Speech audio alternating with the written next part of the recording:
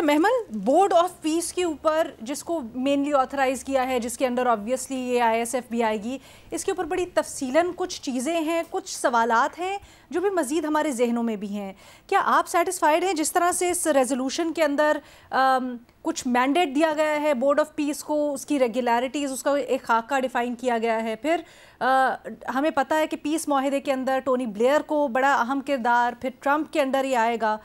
तो क्या आप समझती हैं कि एज इट इज़ इसको सिलेक्ट करना दुरुस्त था या इसके अंदर मज़ीद कुछ चीज़ें हैं जिसको होना चाहिए था? देखिए लीना, बात है कि मुझे तो कोई ज़्यादा उम्मीद नहीं है, क्योंकि एक तरफ आपको पता है कि इजरायली ज़ायनिज़्म है, यानी कि वो जो नस्ल कुशी बर्बरियत इस वक्त कर रहे हैं वो उसको रोकते हैं। और अगर रोकते हैं तो किस हद तक रोकते हैं, क्योंकि ये कोई आज से तो चल नहीं रहा था, लेकिन ये पिछले 2 सालों में जिस स्केल के ऊपर हुआ उसने जो है दुनिया के सामने इसराइल की हकीकत ले आए। जो अभी यहाँ पर बात हो रही थी कि वेस्ट के अंदर इस तरह लोग बाहर आए क्योंकि उन्होंने वो चीज़ें देखी जो वो सोच भी नहीं सकते थे, या पहले वो उस तरीके से रिपोर्ट भी नहीं होती थी। अब मसला अलीना ये है कि जो इस वक्त रिएक्शन आ रहा है गज़ा के अंदर से, अल जज़ीरा की रिपोर्ट है जिसके अंदर उन्होंने कहा कि वहाँ जो लोग हैं वो बहुत स्केप्टिकल हैं इस यूएन रेजोल्यूशन के बारे में, और वो समझते हैं कि ये जो जो आइडिया है इंटरनेशनल स्टेबलाइजेशन फोर्स का, ये कोई गारंटी नहीं है फॉर प्रोटेक्शन, बल्कि ऐसे लग रहा है कि ये कोई फॉरेन सिक्योरिटी अरेंजमेंट इम्पोज कर दी गई है उनकी कंसेंट के बगैर।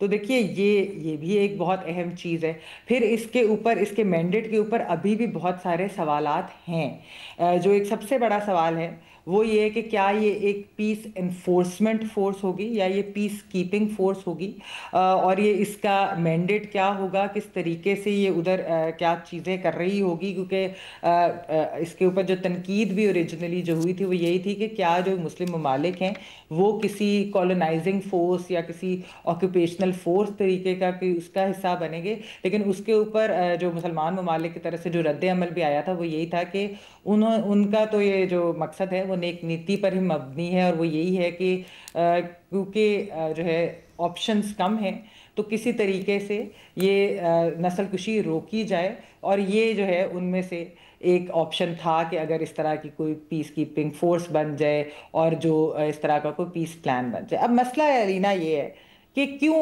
ऑप्शंस कम थे। यहाँ पर भी अभी बात हो रही है, मदर साहब ने भी की, भट्टी साहब ने भी की, कि ऑप्शंस नहीं थे, और ये उनमें से एक ऑप्शन है। क्योंकि इसराइल के पीछे कौन है? अमेरिका, जो कि सोल सुपर पावर है। इसराइल के पीछे वेस्टर्न ममालिक, यानी कि एक मुल्क जो है वो ये जुल्म करी जा रहा है, लेकिन उसके पीछे से सपोर्ट तो नहीं गई।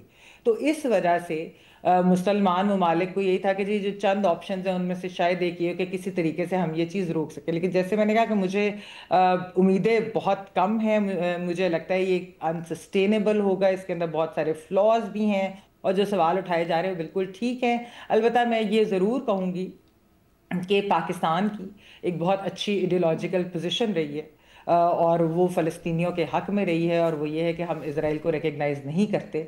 तो पाकिस्तान जो है उन्होंने बार बार रीट्रेट भी अपनी ये पोजीशन की है, और फ़लस्तीन के लिए बार बार हर फोरम के ऊपर हमने अपनी आवाज़ भी उठाई है।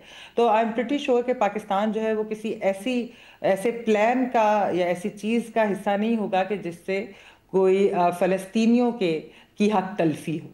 तो ये जो चीज़ है ठीक है, ऑप्शंस जैसे यहाँ पे है बात हो रही है, क्योंकि एक दुनिया के अंदर एक माहौल ऐसा बना हुआ है कि इसराइल की सपोर्ट छोड़ने को अमेरिका और बाकी ममालिक तैयार नहीं हैं।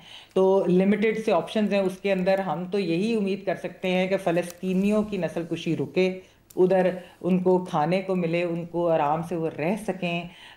लेकिन अनफॉर्चुनेटली एक उधर ऑक्यूपाइंग फोर्स है ऑलरेडी इसराइल की शक्ल में, ज़ायनिस्ट की शक्ल में, जो उनको चैन से जीने नहीं दे रहे, और मुझे लगता भी नहीं है कि वो उनको चैन से जीने भी देंगे।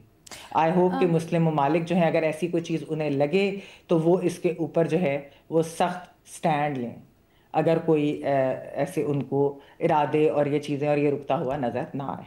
ठीक है। अच्छा, एक चीज़ मुझे बताइएगा महमल, आपने कहा अभी भी ये इब्हाम है कि जो आईएसएफ स्टेबलाइजेशन फोर्स होगी क्या वो यूएन के मैंडेट के तले होगी या नहीं होगी।